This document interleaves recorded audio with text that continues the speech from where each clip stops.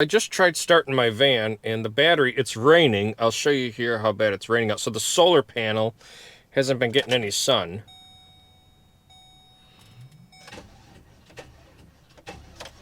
So what I'm gonna do is on here, on this, I haven't messed with this thing in so long. It should start my van. I've never used it though. I don't know if you have to hold it. There you go. See, now they're flashing. So, let's see.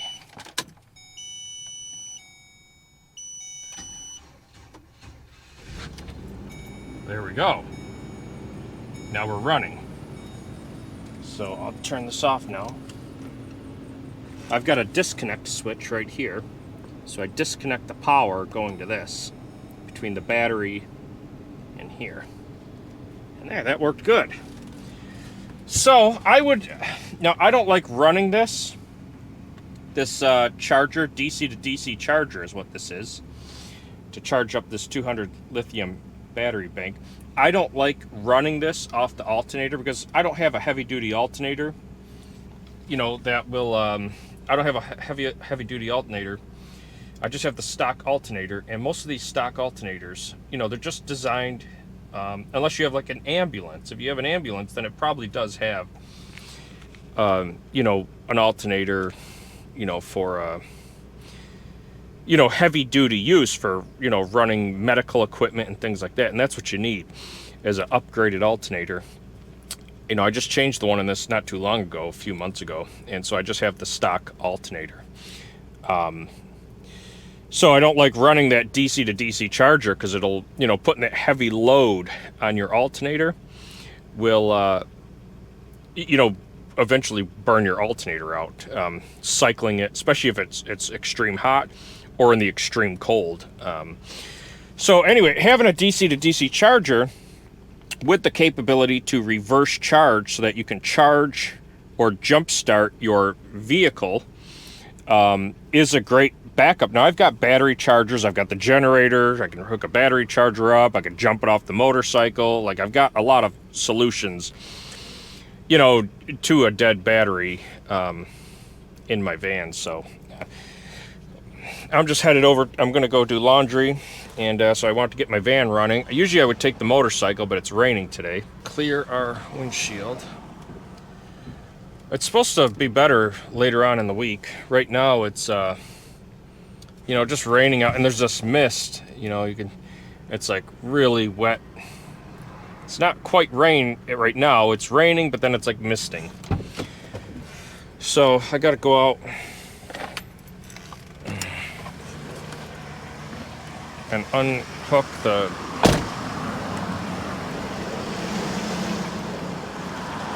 got the motorcycle chained up back here.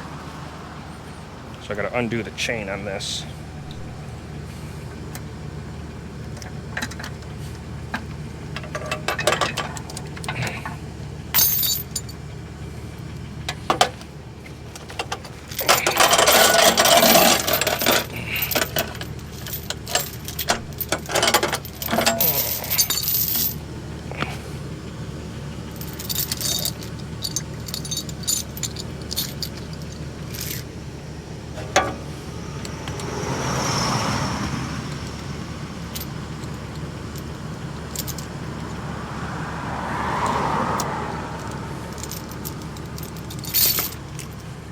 That'll work like that. I'm gonna pick up trash. Garbage in the van here.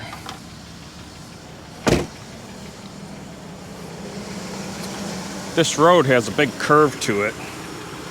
So you can see I drove the van. That's a trick you can do, is drive up on the curb.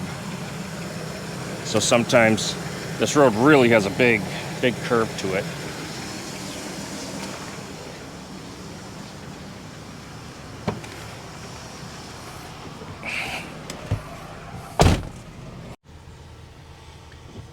Okay, so here I am, Spin Zone Laundry, and on a rainy day, today is a good day to do laundry. So this is a place called the Cosmic Pickle, and they have food trucks here. I'm gonna go to the one called the Yard Bird. He does some smash burgers and chicken sandwiches and stuff. They got an outside patio, but because of the rain, it's been pouring rain. It's all day, so I'm not gonna go sit out there on the patio. But I'll walk in there. I'll order. Okay, so here I am with Biggie's Yard Bird Smash Burger. And that's looking pretty scrumptious. Let's take a bite. Let's check this thing out.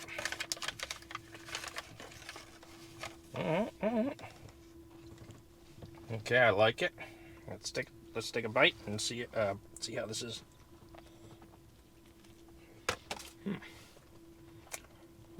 We're good.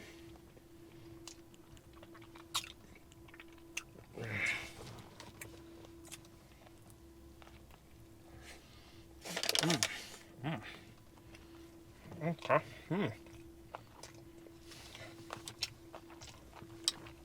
It's very tasty. Very tasty. You know, I always like to switch things up once in a while.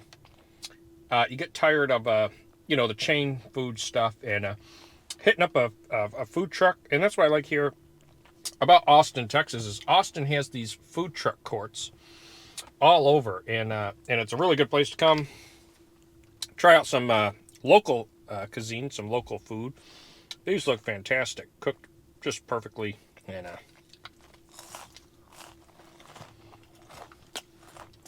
good to see some of the local culture and try some different food out there, like Chick-fil-A and stuff, That is really good. Well, I am just finishing up these delicious French fries, or waffle fries. Is this what you call these? Waffle fries? And some things came across my mind. So I've been single for about 5 years. And people have asked me, Chad, when do you plan to meet someone? And it's really difficult in this lifestyle, especially if you're only in a place, so, I mean, I like being in Scottsdale, but, it's super expensive there. Like, how do you afford a place to live when a house there costs like $1 million, But I did talk to, some of like the service staff at places, and I don't know. It's very difficult. I'm 40 years old now. I turned 40 in August, and I mean, meeting someone, especially somebody who would even part-time share in this lifestyle of wanting to go to Austin, Texas, and it's not that glamorous. The whole, you see like Vanlife by some of these big channels of them and sunsets and stuff like that. Look, yeah, if you've got a big budget of hundreds of dollars to buy a nice hotel and all this stuff and do all these things and all this money, that I run a very low budget operation. Look, I just park on the side of the road. Okay, that's it. And then, yeah, we could go to like the Cosmic Pickle and get a smash burger, stuff like that. But, it's really difficult finding, someone, especially somebody you're compatible with. I don't want to be shacked up with some psycho either. So there's that also. I don't know. I don't know if I'll meet someone. Yeah. I got my property in Roswell, New Mexico, I set up. And, if I met somebody in Scottsdale, I could be like, oh yeah, well, we could, put a fifth wheel camper out there and, live life. But then, you'd have to find somebody who would want to settle down in Roswell, New Mexico with you. You'd have to bring them out there. You'd have to find somebody who'd want to do that. And then you're traveling all the time. So I don't really know. I think everybody's got their own, kind of their own, you got to put yourself out there a little bit. I don't do any of the dating apps or nothing like that. Never have. And I like to meet people in person. And it's really difficult. So maybe I'll find someone, if I was in a local area where I had a house or an apartment, and I could meet somebody and say, oh, I live over here on this street, but but then they say, oh, well, the cost of living is so high for just one person, a single person, you need at least two people. So then I'd have to get roommates, I'd have to rent the place, which means that's going to cost me thousands of dollars and this and that. All this just to try, and I just don't have the budget for that right now. Mates or girlfriends or something like that, and wasting my money going and spending $15 on a draft beer in a bar, where 9 out of 10 times, or almost 10 out of 10 times, I never meet anybody anyway. So I pretty much cut dating out of my life. I'm still open to the possibility. Um, I just gotta cut it out of my life.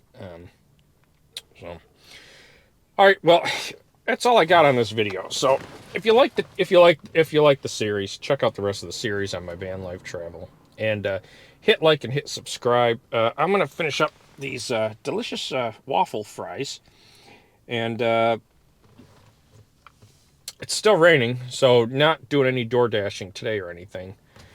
Oh, but the rest of the week, tomorrow, this storm's supposed to move out of here. It got really cold here the last week. I mean, it was like, 30 degrees. I mean, it's freezing cold. But the cold air's moved out.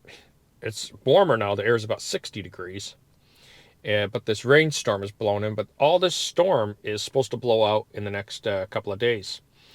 And tomorrow, I mean, I think we're looking at like 75 degrees the rest of the week. And that'll be nice when the roads dry out and the air dries out, and I can get on my motorcycle, do some DoorDash, and make some money for this weekend. So, like I say, hit like and hit subscribe.